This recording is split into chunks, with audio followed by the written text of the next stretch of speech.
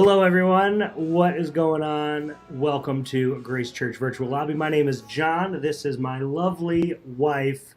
What's your name again? I'm Sunny. Sunny. Hello. That's right, Sunny. We've been married for 13 years. I keep forgetting her name. But anyway, no, I'm just kidding. So we have had an awesome week doing Grace Church. Is it really 13 years? Yeah, I'm so sorry. This is year 13. Yeah. I know. Cool.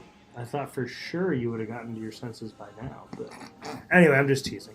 So we just had an awesome week here at Grace Church doing awesome things, and there's so many super cool things to talk about. So we want to fill you in on this lobby. And so first thing I want to talk about is the biggest thing happening in my life right now. We just got news that we're having a baby in like 3 weeks. No, just kidding. I knew about that already. Would that be funny if I really forgot about that now? No. I was like, wow, really? A baby, huh? No. So we just got back from middle school camp. Mm-hmm. And so it was our first one, right, since COVID. We missed last year's, and so we were like, we don't know what it's going to look like. We don't know what we're going to do with it. So we had a general sense, right, going in. But God blessed that week exponentially, which was really cool to see. Yeah. So there's all kinds of cool things. We went out to Camp Carl with our middle school students. We brought out 64, I think, of our own students. And then we had like 250 or something like that of all the students. And so there's lots of cool things happening there. We did lots of fun things. There's like fishing. They have this new thing, like a giant swing out there where like the kids like just get hoisted up like 30 feet in the air and then it's crazy.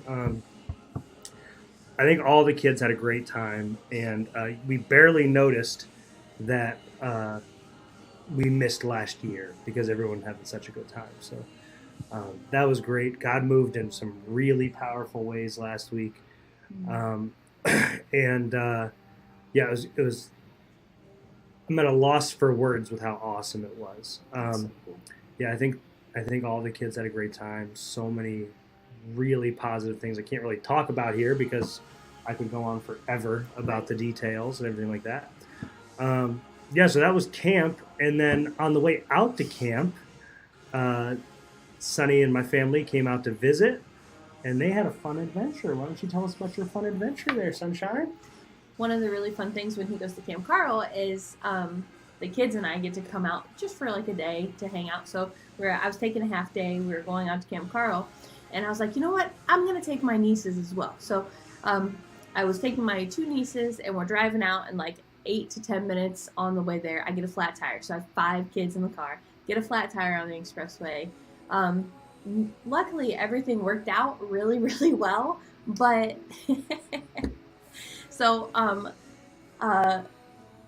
someone had to come get the kids and then take them off the expressway, and then the tow truck had to come and get me and then take me to the tire place, but the whole ordeal only lasted like 45 minutes. It was amazing. I'm like, wow, people are so good at what they do. So it was wonderful, and I got to meet super cool people. I got to meet this guy who lives in Jordan, and he Jordan, like the country. Mm-hmm. Okay, yeah. And I don't know where else I thought Jordan would be. Like, they're like, no, Jordan, the shoe factory. There's probably like Jordan. A city Jordan somewhere. I'm sure there is. We're like, wow, you have a really good sense of geography if you know the city Jordan. Jordan almonds? Maybe, yeah. Okay. Just really happy about them. They probably named them after something. I bet they were. If anyone knows where Jordan almonds came from, like why they have the name Jordan, is it a person or a location? I think let it's us Michael know? Jordan. I don't think he it's made that. The shoes and the almonds. But anyway, so this guy, he started this tire shop, and then he passed it on to his son, and he has just like some really cool family values and everything, and now he travels to Jordan and back here just to help his son when like he's going on vacation and stuff. So it was really cool, but our kids had an awesome time. They got to ride one of them got to ride that giant swing. Yep. It was 90% safe. That was hilarious. If you don't know anything about me, I don't particularly like animals. I wouldn't say I hate them because they're delicious, some of them. But I'm not a big animal guy, like I just kind of live my life without that. And so I thought I'd be like the super cool dad, and I'd be like, Dad's riding the horse with us. Our kids cared less. Could care less. They I don't even know if they saw him on the horse. I don't think they did. I don't think they did. And then like we have the littlest one. He's 2, soon to be joined by another little one. But he's 2, and he was like, "Oh, let's ride the horse." And then the closer he got to the horses, the more he hated the horses. And so I was up there on this horse thinking I'm going to hold him on my lap, and he abandoned me. Yeah, so it was great. I was like, well, I'm just going to be that cool dad who does great things for my kids. Anyone who thinks they're going to be a cool dad, though, like, I feel like that tells you something. Right, like the second right you away. say, like, man, I'm going to be that cool Right. dad, you've already failed. Right.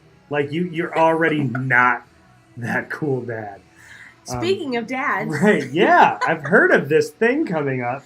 So we just heard this thing that Father's Day is the least celebrated holiday. Well, not like the least. I'm sure, like, talk like But like Pirate of like Day the is- like normal holidays that we would. Yeah, so I was trying to find out, like, a list of, like, the holidays of, like, what's more important, whatever that means, right?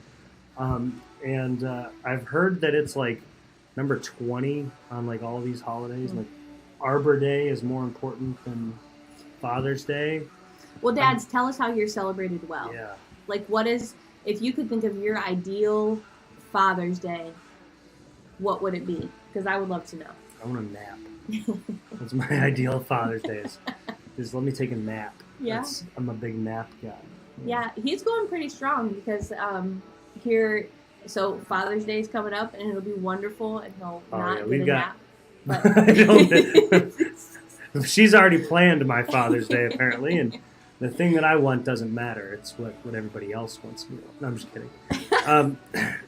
Yeah, we've got some super cool things for Father's Day. We're having our middle school services still on Father's Day, which is great. Like, I'm not upset about it. And if you want to spend time with your family on that, awesome. Spend time with your family. If you want to have your middle schooler come to our services, do that. Come to overtime. Yeah.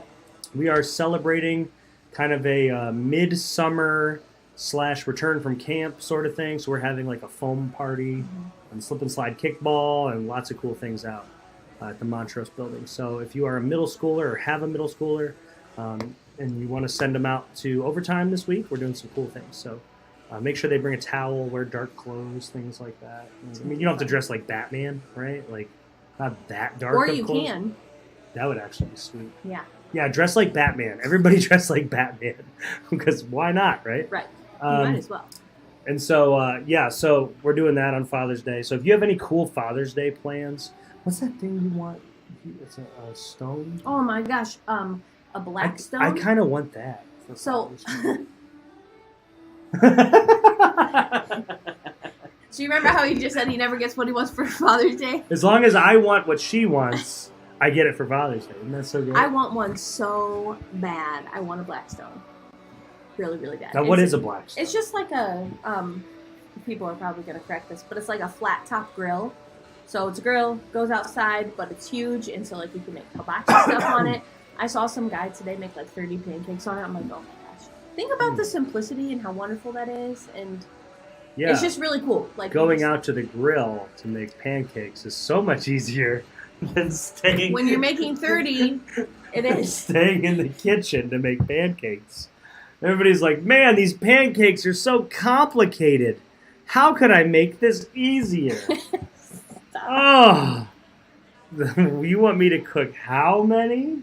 I don't know. That could take minutes. I have watched dozens of videos on recipes. If for not stuff. baker's dozens. Oh, yeah.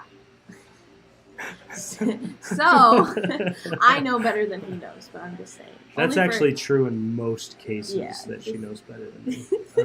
But then, so like Father's Day, and then we have next week, and then next Next I thought it was Saturday. next Sunday, but next Oh, Saturday. man. I'm Super so cool excited for things. this, and it's coming so quickly that like my head can't even wrap around it somehow. Like, have you ever like had a trip or something where you're like, oh, that's so far away, and then one day you wake up and you're like, oh my goodness, it's now. Mm-hmm.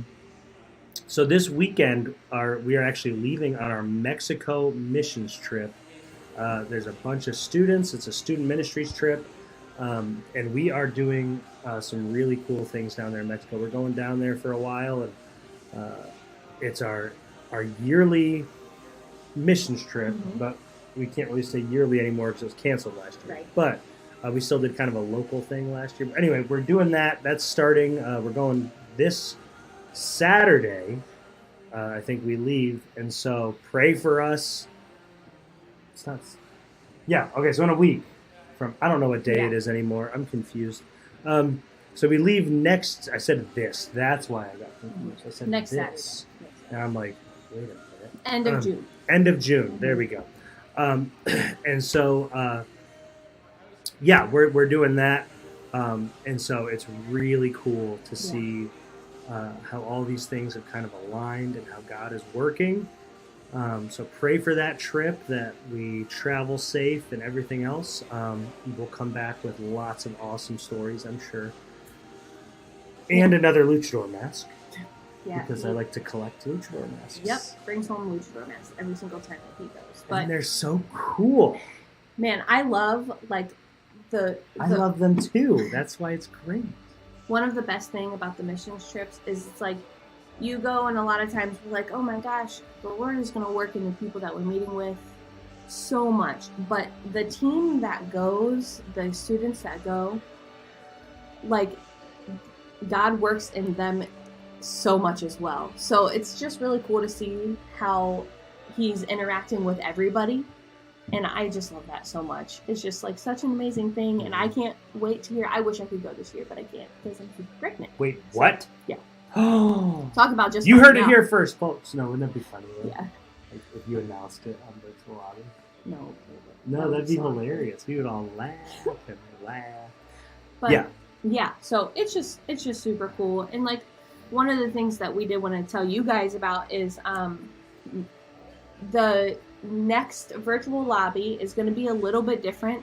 It's going to be, instead of 15 minutes long, it's going to be 5 minutes long. So for everybody who logs on 15 minutes before service, you're not going to see anything right away. But at that 5 minute mark, so you have Saturday nights is 4:30 and 6:30. So 5 minutes before those, and then Sundays at 8:30 and 10:30, 5 minutes before those services is when virtual lobby will start. So we haven't forgotten you. It's services are still going. We just want you to think that, or not think that we're not there. But now, is it the same amount of content in those 5 minutes? All we've decided to do is just fast forward as quickly as possible. That's what I heard. Hey guys, welcome to the middle school campus this weekend. Everybody's going on a trip. Wouldn't that be exactly awesome? What it's right. It's exactly what's going to happen. It's so fantastic. It's going to be wonderful. Yeah. And then next week, which is another really cool thing that's happening, sports camp. Yes. So that's the first sports camp I believe of this season that's happening. Yeah. Soccer camp. I bet the sports team is just super excited about this going on. Oh yeah. I bet I could beat any child in soccer though. Right. I mean, without the running. Like I don't run. I don't really think that you could. But I don't. I don't think so. I don't. If I'm being honest, I don't think I could. There's no chance. I'm like, the goal's all the way down there? Yep. I'll just sit in a chair. That'll be fine.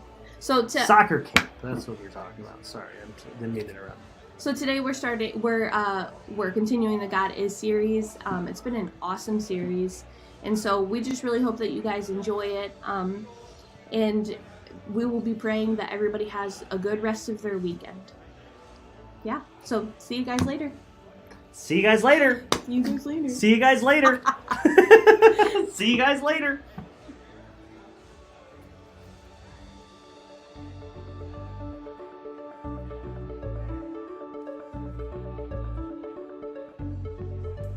Yo, what's up, everybody? Why don't you guys go ahead and stand up? We're going to sing some songs together. Further than I ever could imagine. As I ran away, getting out was far beyond compassion. Oh, did I misjudge the scope of grace?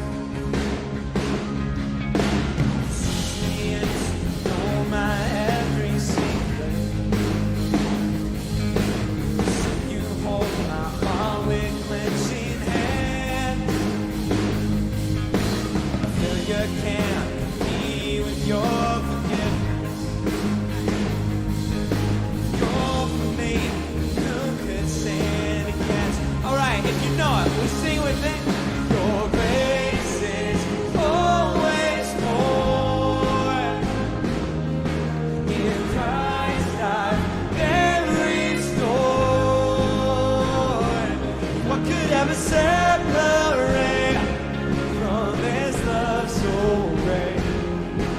your grace that made me yours. So I will sing like, oh, oh, oh, oh, oh, oh, oh, I will sing like, oh, never lose affection. Whenever I'm adopted as your own, I'm safe to praise with your perfection. There's no one to redefine my truth. All right, everybody, let's put our hands together like this. Your grace is always more. Everybody in the room, come on, hey. Christ, I've been restored. What could ever separate from His love so great? It's your grace that made me yours. So let me hear you sing. Oh, oh, oh, oh, oh,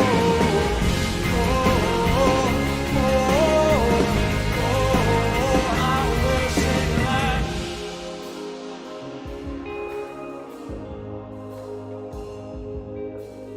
When I stand before your throne in heaven, and never will my sin be held against. No. Forever yours to rest within your presence. 'Cause Jesus Christ has raised me up with Here we go, come on.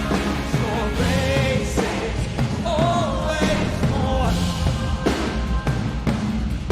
In Christ I've been restored. What could ever separate from His love so great? It's your grace that's made me yours. So I will sing like, oh, oh, oh,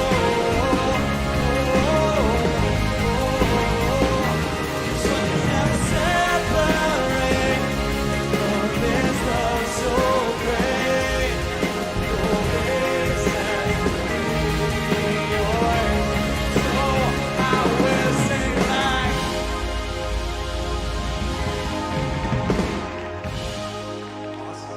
Awesome. Hey, everybody, it's good to see you guys.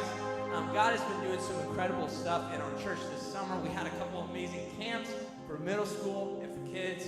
Check out this video right here.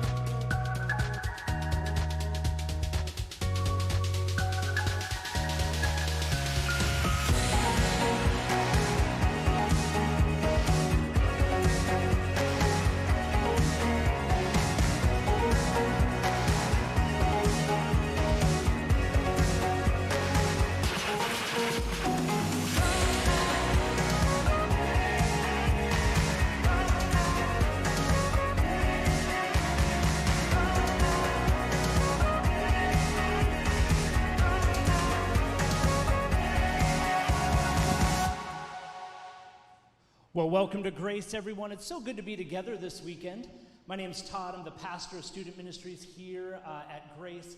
And man, we are in full summer mode already. And this past week, we've had just this incredible opportunity for our kids to go away to junior camp, our middle school students to go out to Camp Carl, our middle school camp.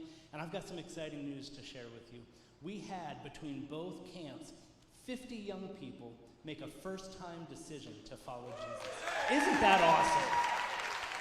This is why we do camp, and we are praising God for all that He did in the lives of our young people this past week. I ask that you would continue to be praying for our Power Kids ministry, our student ministry, as we are still kind of foot to the floor with summer, all kinds of other things coming up here soon. And so I just ask that you be praying for them, that God would continue to do great stuff.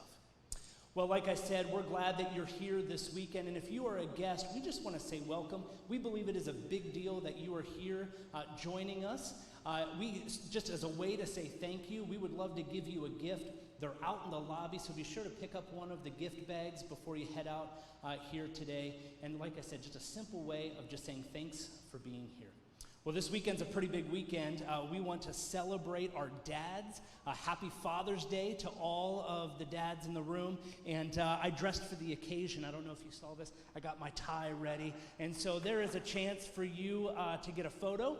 If you've got your kids with you, listen, it's Father's Day. So drag them over there, get a photo, and grab a donut on us. And happy Father's Day. It's good to be here. All right. Hey, if you haven't done so already, we encourage you to download the Grace Church app. The app is going to be a great resource to you, all kinds of different things to kind of interact on what's going on over the summer here at Grace. You will find the connection card. If there are ways that we can pray for you, or if you have something that you want to pass along to the staff, fill out that connection card and we'll follow up with you as soon as we can this week. Also on the app, you'll see that there's a way to give. If you want to give financially to the ministries here at Grace, you can do so through the app. You can text the number here on the screen, and there's even some drop boxes at the exit doors here of the auditorium that you can drop your givings there as well. All right. One last thing that I just want to make you aware of, June 26th, Saturday, 9 a.m., via Zoom, we have a congregational business meeting that we are asking that if you are a member of the Bath campus to prioritize this meeting. We're going to kind of just walk through the next year of ministry here at the Bath campus. We're asking that all of the members would prioritize being there. And if you're not a member, but you are interested in kind of sitting in on that meeting and listening to all that's happening here at Grace, we invite you to do so as well. And how you find out the information is hop on the app or the website and RSVP there. Once you sign up, we will send out all of the information for that Zoom meeting. And again, that's June 26th. It's a Saturday morning, 9 a.m. And we would ask that you guys prioritize that if you're a member. All right. Hey, thanks again for being here. Why don't we stand back up as the band continues to lead us? Yeah. Hey, everybody. It's good to see you all. You dads look real cute with your ties. I don't know if that's the right thing to call a dad, but we're rolling with it. Yeah, like Todd said, we're gonna be singing a couple songs, and here's why I don't know. I find this so important.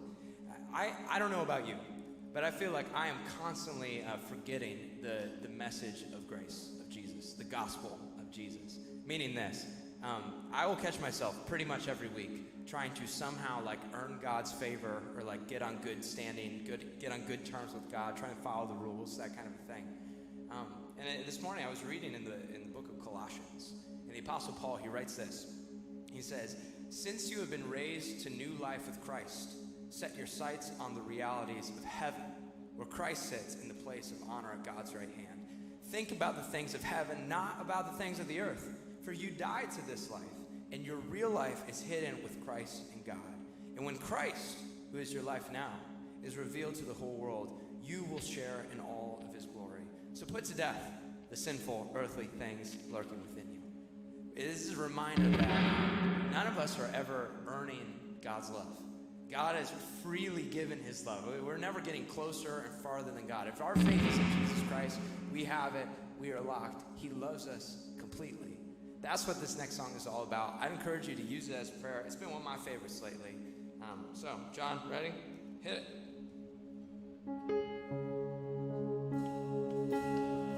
Hey!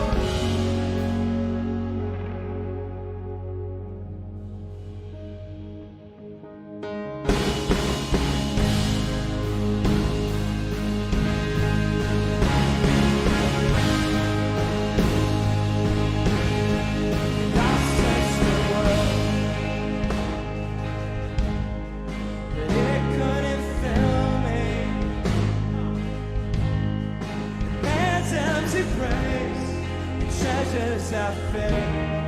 I'll never enough. You came along, holding back together. Now every desire is now satisfied. Here in your love. If you know, we sing, come on. Oh, there's nothing better than your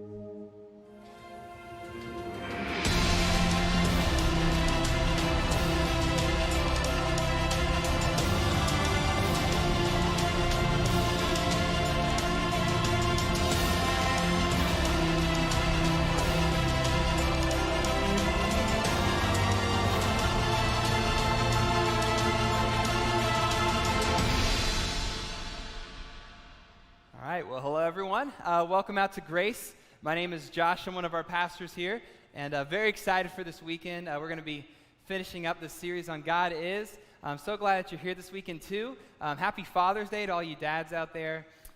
Just so glad that we can celebrate you. You know, here at Grace, we just want you to know that we really do value you. You know, you're not the butt of the joke.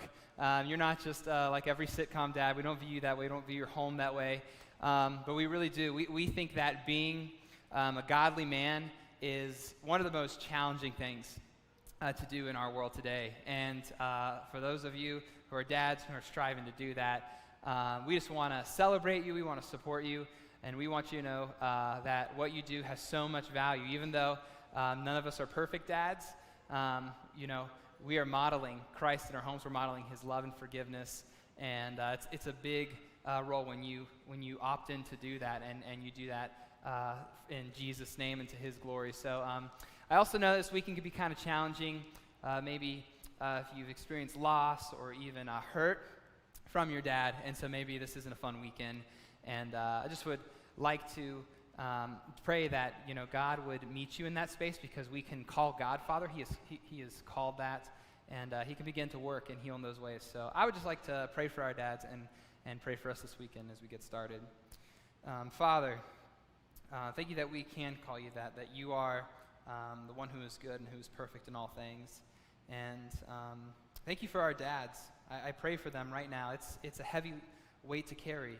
And we all know we do it imperfectly and we're afraid, but God, I pray that you would make much of our efforts, that as we spiritually lead our homes and love our spouses and kids, man, would you just go before us? Would you redeem our homes and our lives, God, because there's so much that can be seen and hurt through us. So we just want people to see Jesus. And I just pray that you would bolster our dads, give them courage, help them to act like the godly men you are calling them to be.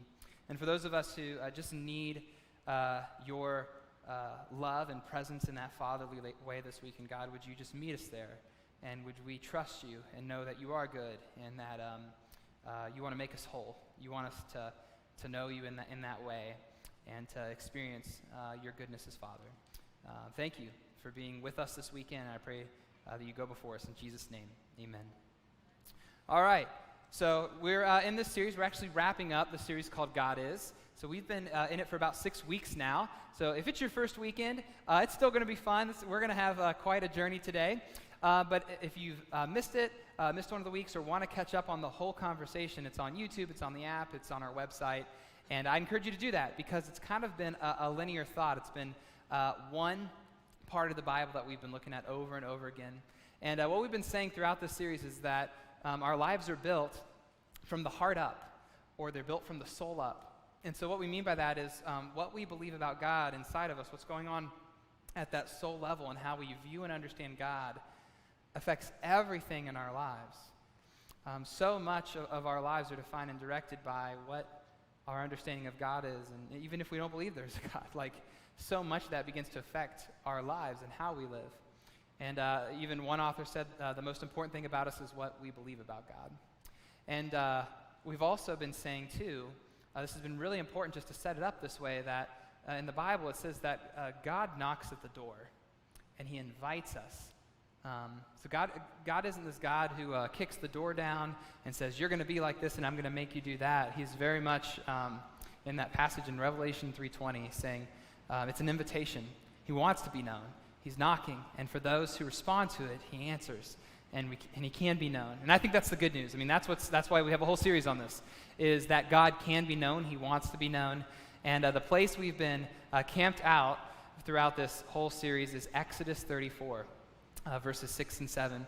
And this is fascinating. This is actually the most quoted part of the Bible by the Bible. So the Bible quotes itself, and this is the most quoted part of the Bible by the Bible, over 30 times, whether in part or in whole. You see this language, this description of God's character show up again and again and again. So it's really important, and it's God's clearest explanation of himself, of what he's like, and how we should understand interacting with him. So we're going to finish up that conversation today. and look at that passage in Exodus 34 again. So it reads like this: the Lord, the compassionate and gracious God, slow to anger, abounding in love and faithfulness, maintaining love to thousands, and forgiving wickedness, rebellion, and sin. And so we've actually talked through all this. We've talked about how God has a personal name. It's Yahweh. He's not just some unknown deity called God. He is Yahweh. He is the Lord, capital L-O-R-D. He's personal and wants to be known personally. He's compassionate and gracious. He's merciful. And he's slow to anger. He's patient. His disposition isn't that he starts angry, but he's patient. He's slow to anger. He maintains hesed, this loyal love. And he is faithful. He's trustworthy. And he maintains that love, or he protects that love, to thousands. And he's forgiving. He forgives sin and human brokenness. And so you can go back and check out all of those weeks. It's been a big conversation. You can see how it kind of builds on each other. It's all in the same area here. And this is where we're going to go this weekend. Verse 7 says, "Yet he does not leave the guilty unpunished. He punishes the children and their children for the sin of the parents to the third and fourth generation." Happy Father's Day. This is going to be a wild one. We're going to work through this last part. And I just encourage you, we've been all throughout this series, you maybe even heard me just use a few Hebrew words. We've been talking a lot about the original language. We've been talking about how the Old Testament is written in Hebrew, and the New Testament is written in Greek. And we have an English translation. And you don't know Hebrew, you don't know Greek. And so I encourage you, the best way to see what's going on when scholars translate the Bible is to read different translations of it. And you'll see some of these differences and some of these things point out. And actually last week we looked at another translation of the Bible, or just another translation of this verse in a different Bible translation. And it read this way in the ESV: "The Lord, who will by no means clear the guilty, visiting the iniquity of the fathers on the children and the children's children to the third and fourth generation." So there's a few things that are different, a few things you start to notice that's coming through in this version. And we'll talk about all that, but we'll refer kind of back to this one. I think this begins to show more of what we want to see and helps us overcome some of those language hurdles that can really be difficult to want to engage. So last week we talked about sin and human brokenness, and we talked about how God is forgiving.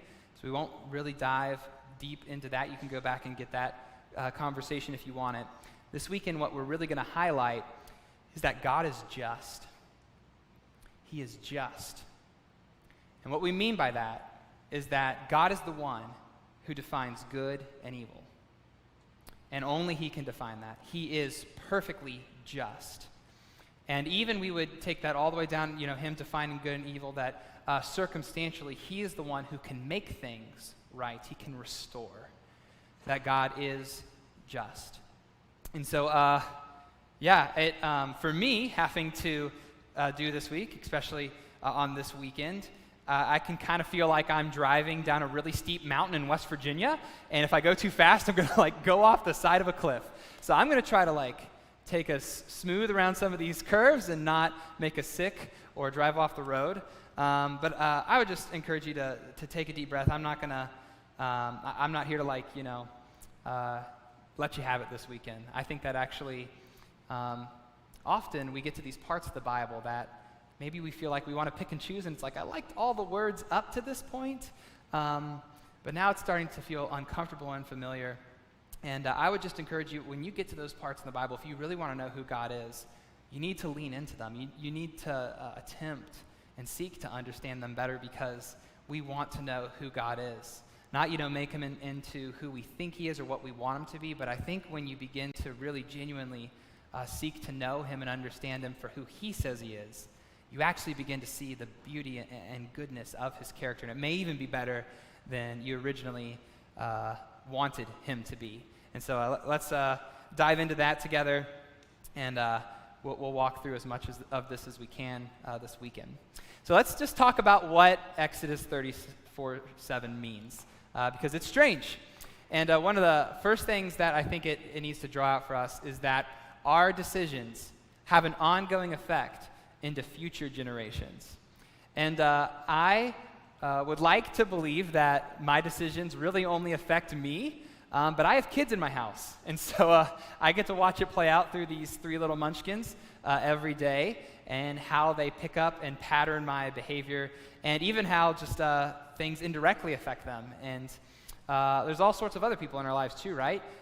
There's your church family. There's all sorts of people maybe you work with, your extended family, if you have a spouse and kids. All of a sudden, it's really hard to escape the fact that our choices and our decisions affect more people than just us. You'd have to live a very isolated life for that to happen. But what we're seeing here is a few things happening in this passage that I think point that out. One is this whole third and fourth thing, right? It's like the kids and those kids, all the way down to the third and fourth. And in that translation we looked at, it said the third and fourth generation. So actually that's what we think is going on here, right? We're talking about kids and the next generation. And then it just says to the third and fourth. And what we're seeing with this third and fourth language in the Hebrew Bible and in the Old Testament is often it's just showing that ongoing effect. It's saying, and so on, and so on, and so on. And that's how this verse is ending here. It's the third and fourth generation that God begins to see this play out. He's seeing humanity's brokenness in particular play out over and over again and have future and forward impact. And remember, one of the other differences in that translation, I pointed this out last week, but some of the translations say that he punishes. But actually what that word means is that he visits, or he numbers, or oversees. Like God is aware. He is aware. He doesn't miss it.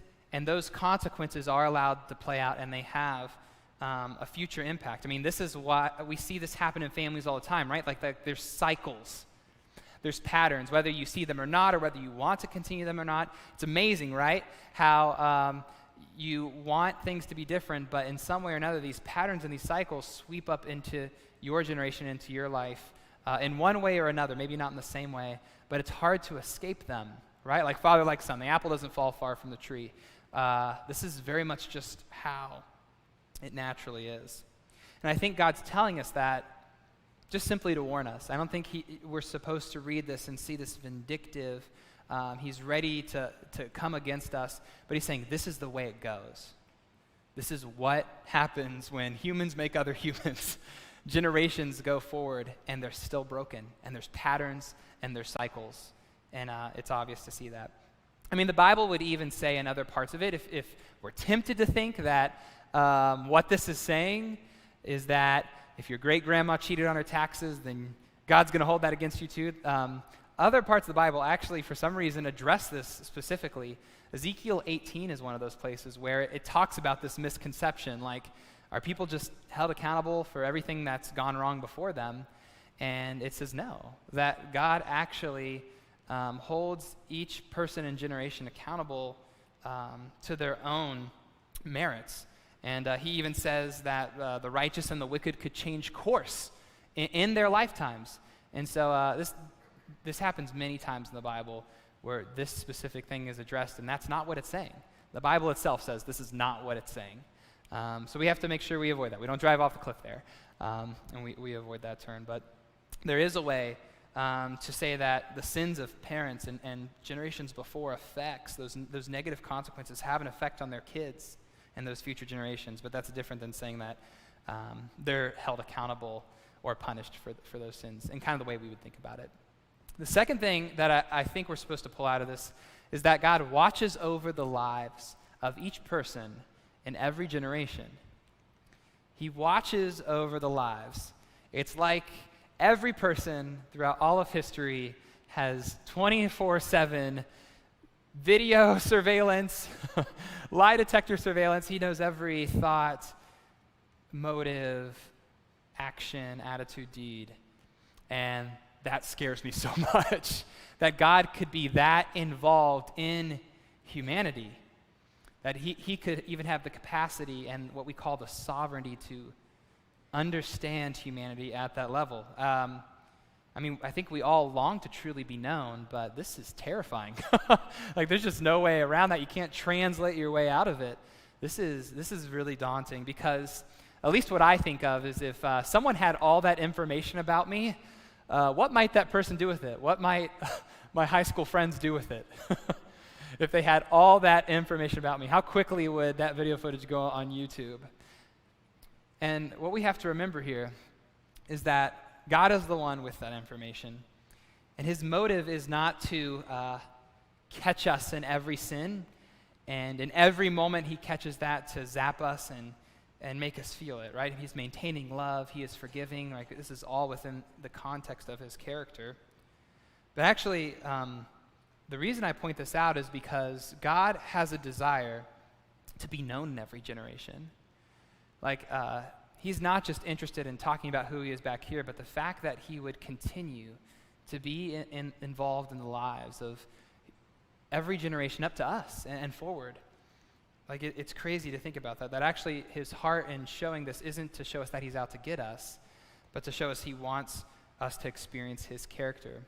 You find this in another part of the Old Testament. Write down Deuteronomy 6, verses 4 through 9. This is a really famous part of the Old Testament. It's called the Shema. And the Jewish people would repeat it every day. You maybe know it as the greatest commandment. It says, love the Lord your God with all of your heart, soul, and strength.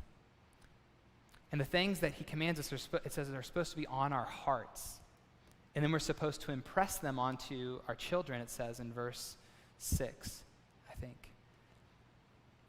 And actually, every time we come in and out of our homes, every time we're eating meals and walking along the way and putting them down the bed and waking them up and traveling in and out of the city, it says, we're supposed to teach them who God is. We're supposed to teach them what a love for God is.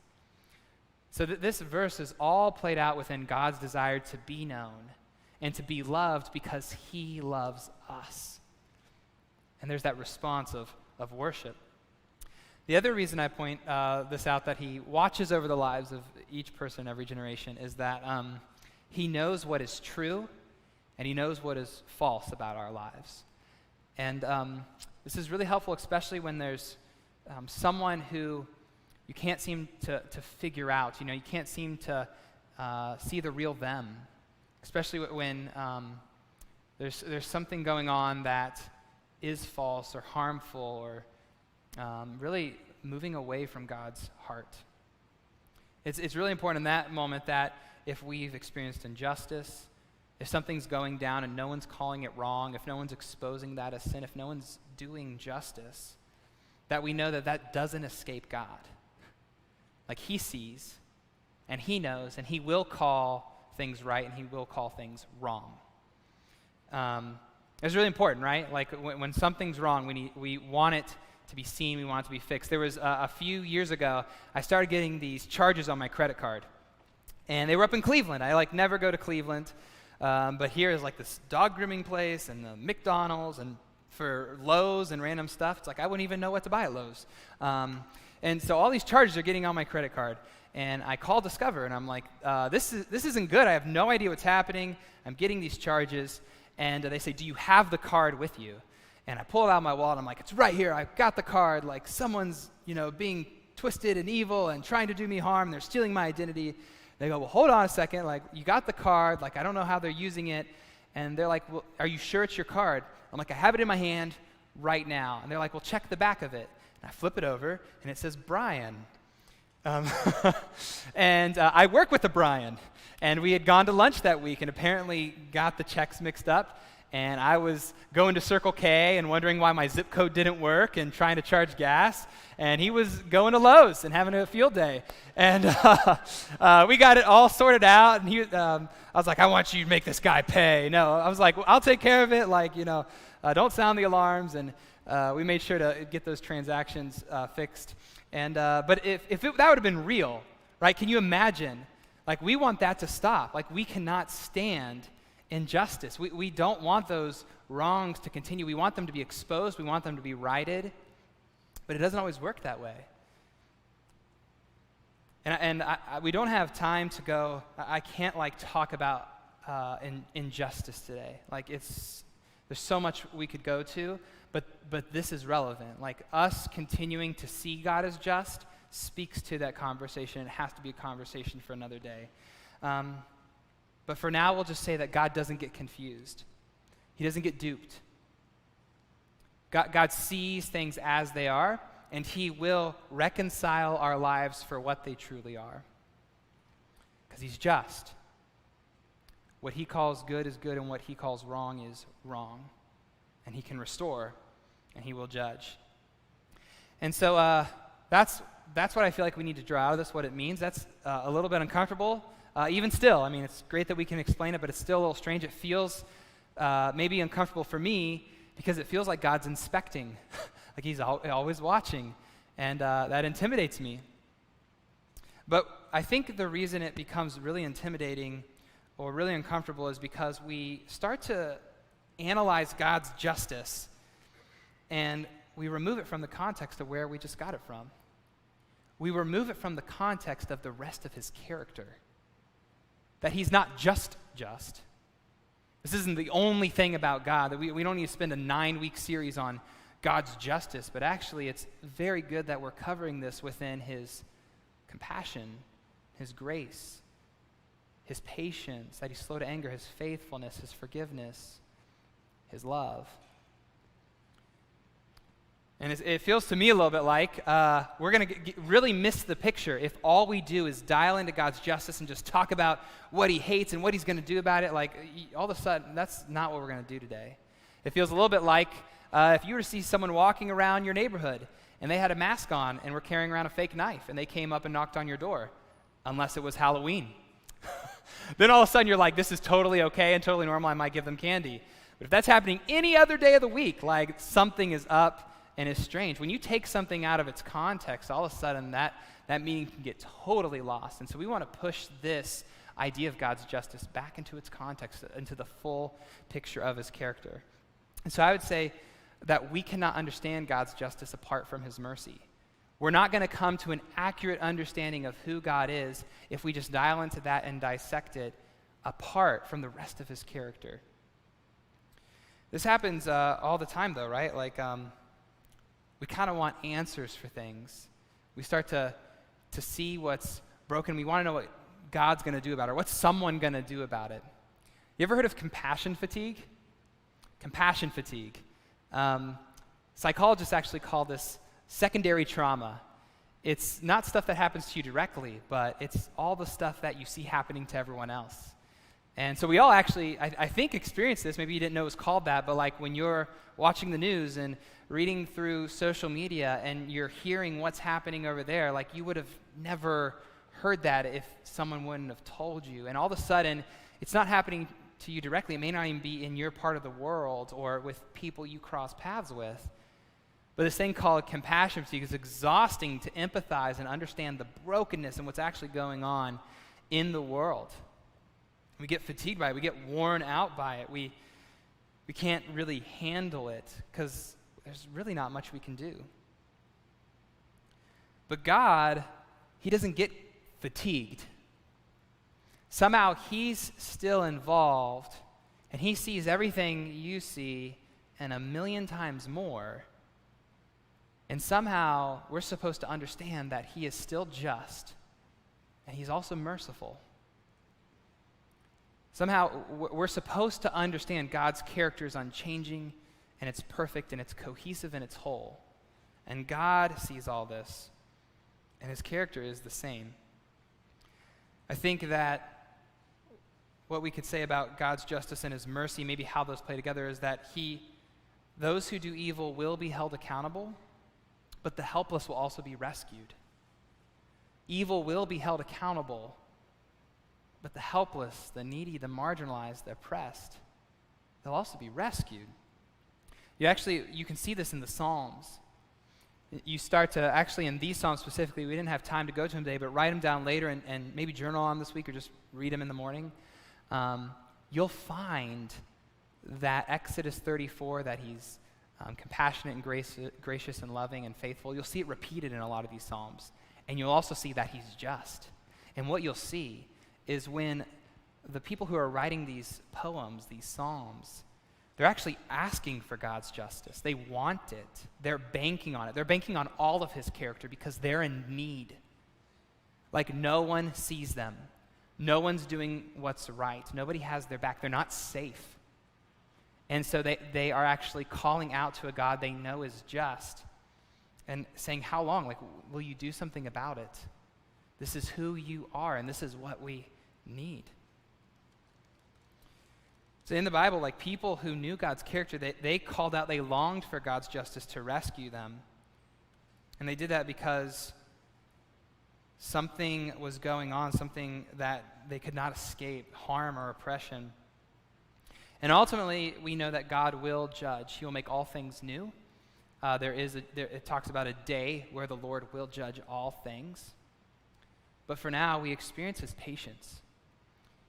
And actually, 2 Peter 3:9, it says that we experience his patience so that it might lead us to repentance. So somehow God is working this out, his justice and his mercy. We long for it now. We know one day it's coming, but he's also these other things too. And somehow he perfectly weaves them together. And so if we need God's justice, it's a good thing, right? If we're on the receiving end of being one of those ones who's making harm and moving against his design and breaking his world further, we're not very interested in God's justice at that point. But if we're the one in need, all of a sudden it's this protective, good, he will do what he says he will do. And so maybe the good news, a way to see it is this way, that God won't stop until we are completely restored. When he's talking about how he will not leave the guilty unpunished and how for every generation forward, he's going to continue to be involved, what God's saying is that he is relentless.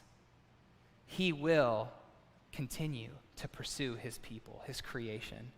He is not okay with the way things are.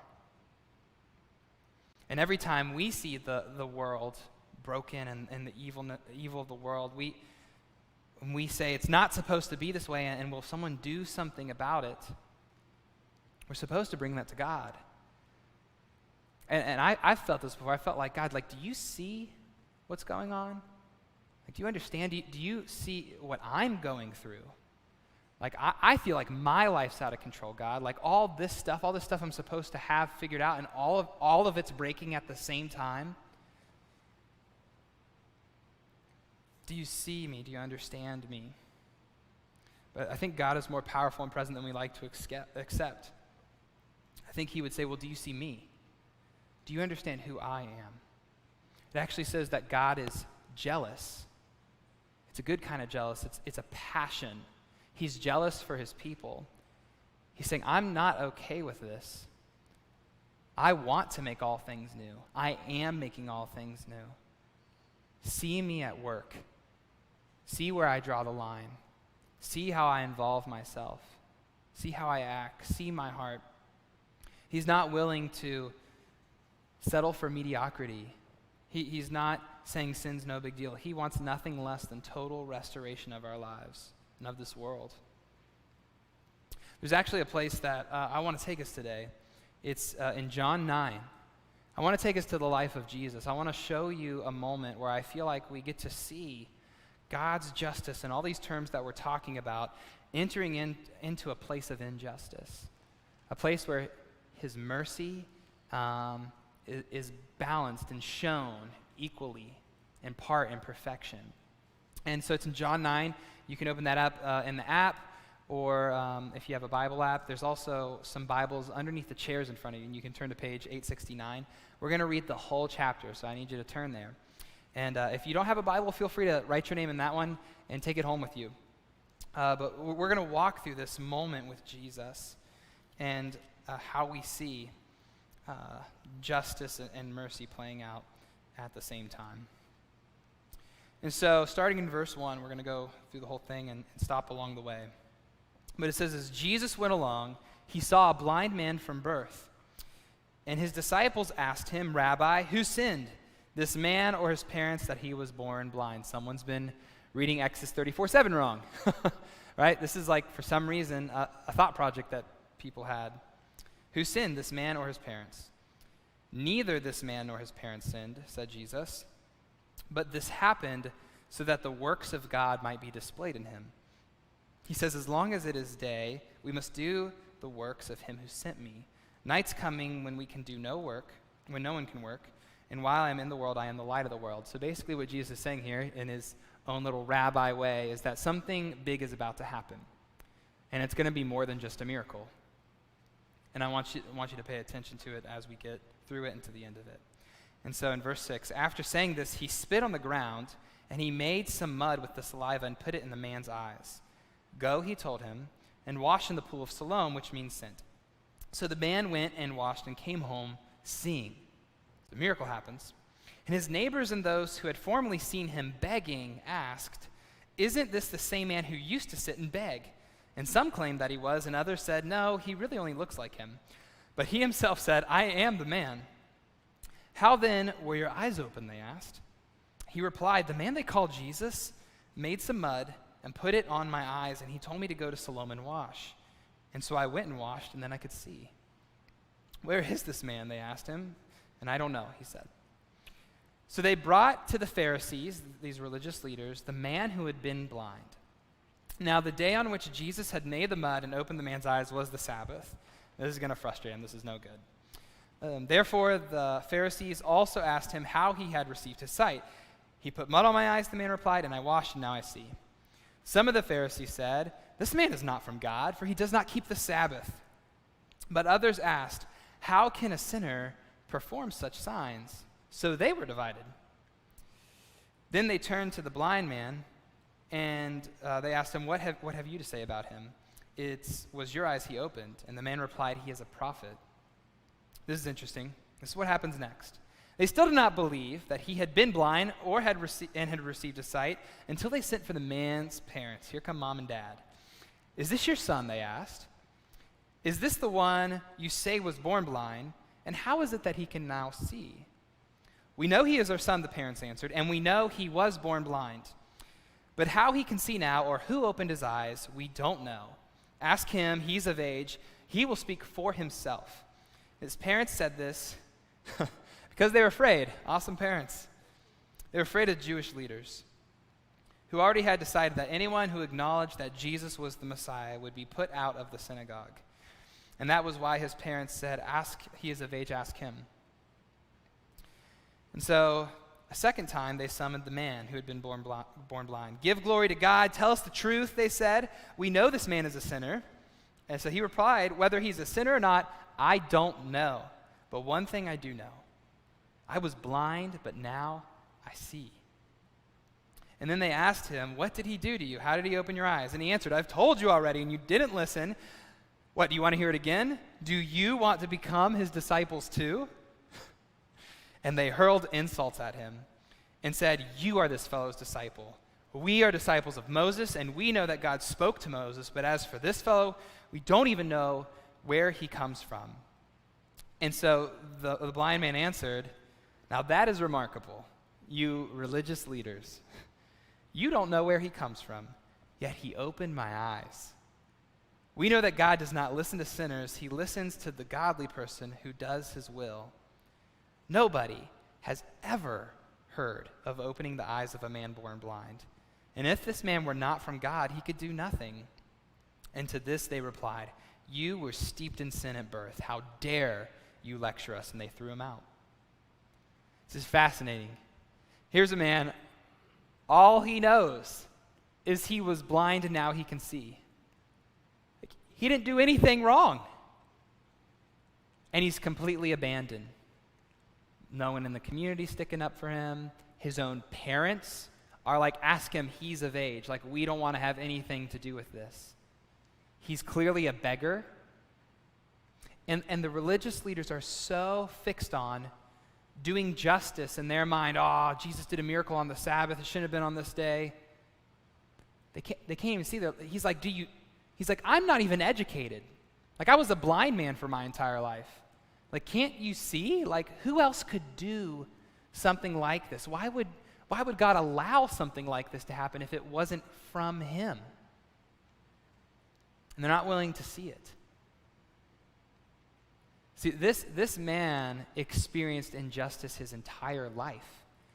He was a blind, marginalized beggar who his parents didn't even want to own. Nobody advocated for his cause. Like, the only reason his life changed, well, it's because of what happens at the end, right? It says in verse 35 that Jesus heard that they had thrown him out. And when they found him, he said, "Do you believe in the Son of Man?" "Who is he, sir?" the man asked. "Tell me so that I may believe in him." And Jesus said, "You have now seen him. In fact, he is the one speaking with you." And the man said, "Lord, I believe," and he worshiped him. And Jesus said, here's something about God's judgment. "For judgment I have come into this world." What's Jesus' judgment like? "So that the blind will see, and those who see will become blind." Fascinating. And some of the Pharisees who were with him heard him say this and asked, "What, are we blind too?"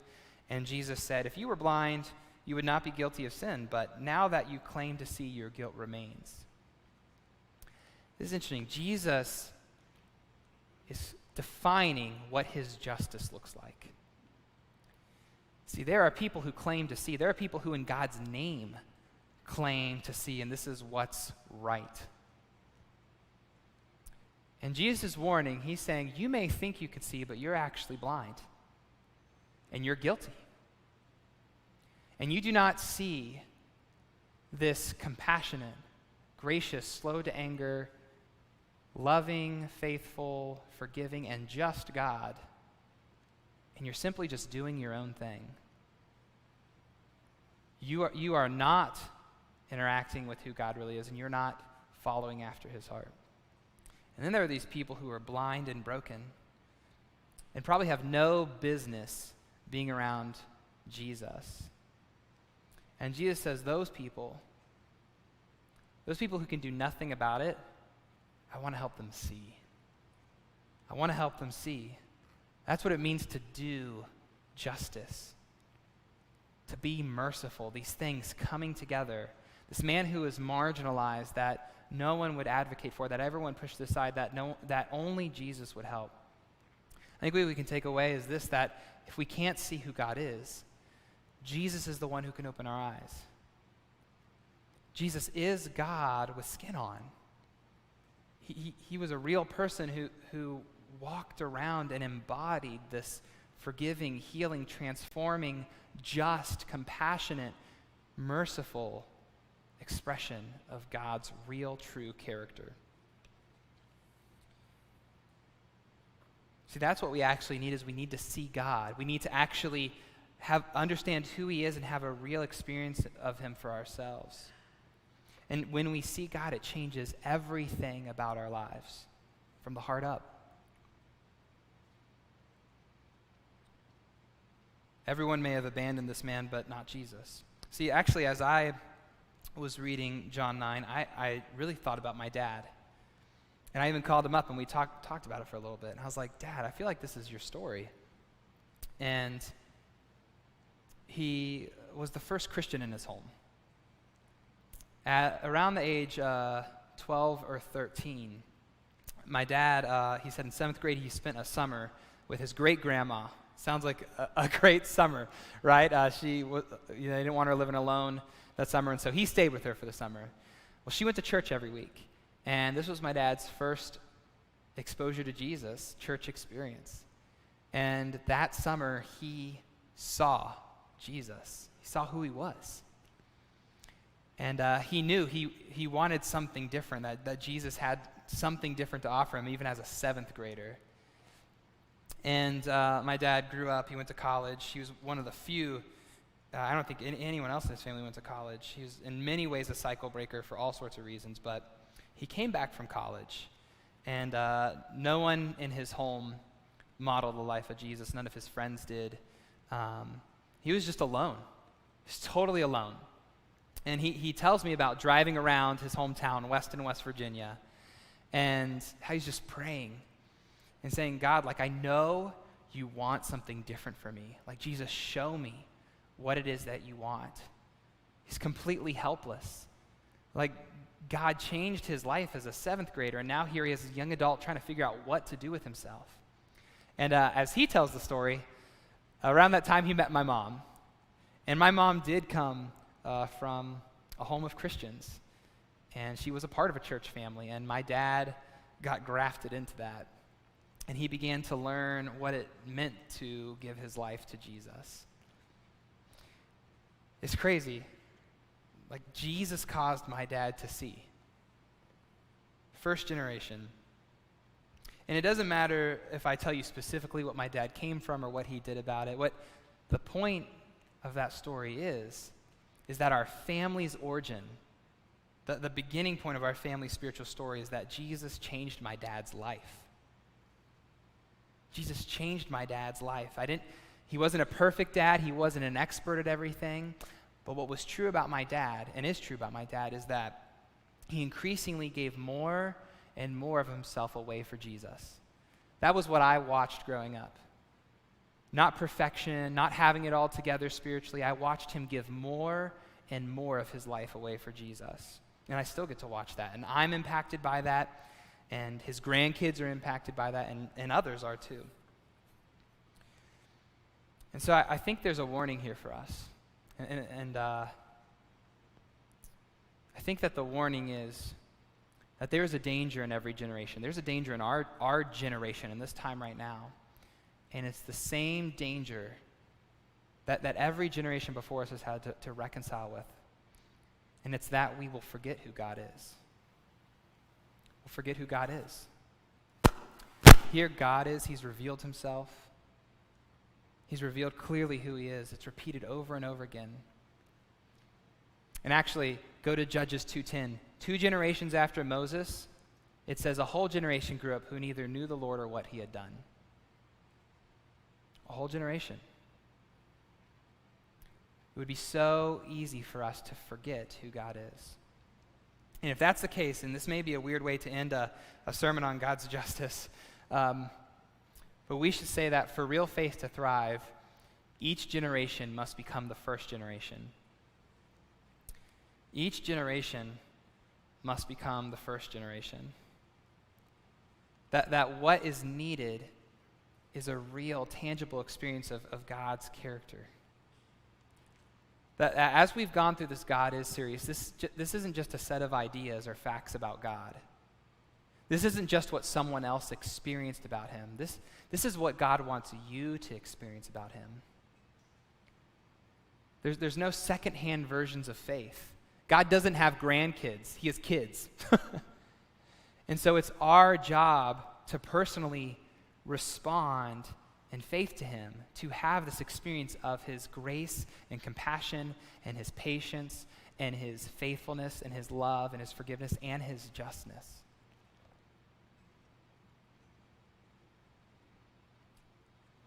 And so, dads, if you want to be people who make the character of God known to your kids and to future generations, I would encourage you to start here. To make your faith real. For the most important thing about your life to be a passionate Jesus follower. I mean, that's the whole point of this. The reason it matters to us right now that we respond and we ourselves have this kind of knowledge and experience of who God is, namely through the person of Jesus, is so that his character might be put on display for the next generation. We go first. We become the lead learners in our family, dads. We seek him. We stumble our way into spiritual leadership. We don't do it perfectly. And so that's where I'd close us out today, is that the point of this series is that you would see and experience God for yourself. And Jesus is the one who can meet us there. He is so close to us that Jesus can become real to you. He can free you. He can restore you. And the more time you spend reading about him, hearing about him, singing about him, talking with him, you'll begin to experience that personalness, that compassion, that grace, his patience, his forgiveness, his justice. You'll be like those who write songs and poems and have real, tangible interactions with God. And so I want to invite the band out, and I want to pray for us this weekend as we close this out.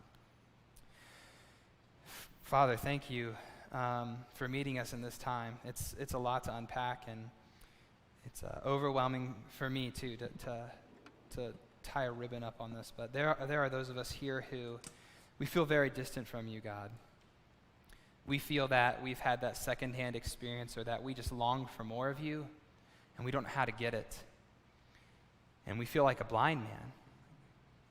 We feel helpless and like we can't get this on our own, God. And so would you just help us to see who Jesus is? Would you help us to experience the full portrait of your character? We need all of you, God. Help us not to be afraid of knowing you. Help us not to feel silly for asking that we could see you, that we might hear you, that we might have a daily personal interaction and experience of all these things that are true about you. Just pray for each of us, God. Meet us where we're at and help our faith to become real. And may your character just saturate through our church and in this generation. And may we be people who model and embody who you are faithfully, in Jesus' name. Amen.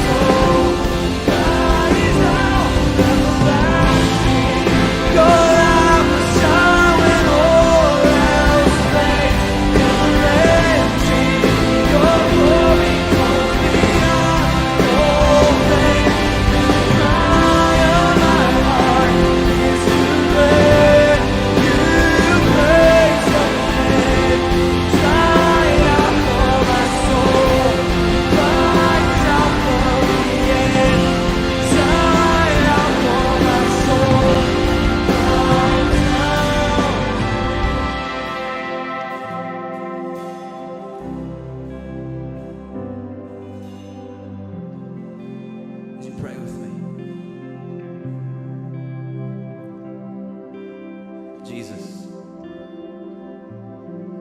Jesus, we need you more than we could ever admit. God, we are completely dependent on you in every single way. God, I know in a room like this, myself included, there are many people who just feel inadequate.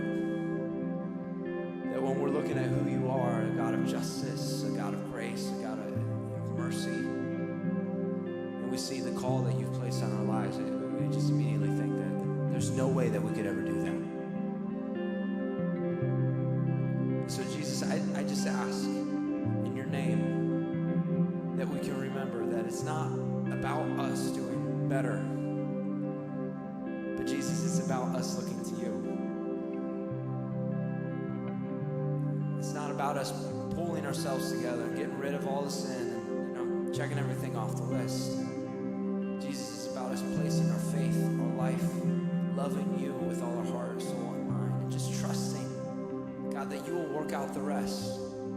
Because that's how powerful you are, Lord. Your light will shine when all else fades, including me. So God, I just ask that our hearts cry, what we want above anything else is just to be like you. It's to look to you, to be close to you. And we can rest in the grace and in the mercy and the love that you've already offered, that you've already achieved, that you've already given us, Lord. Because we're broken, but you're not. We love you, Jesus. You love us so much more. In your name.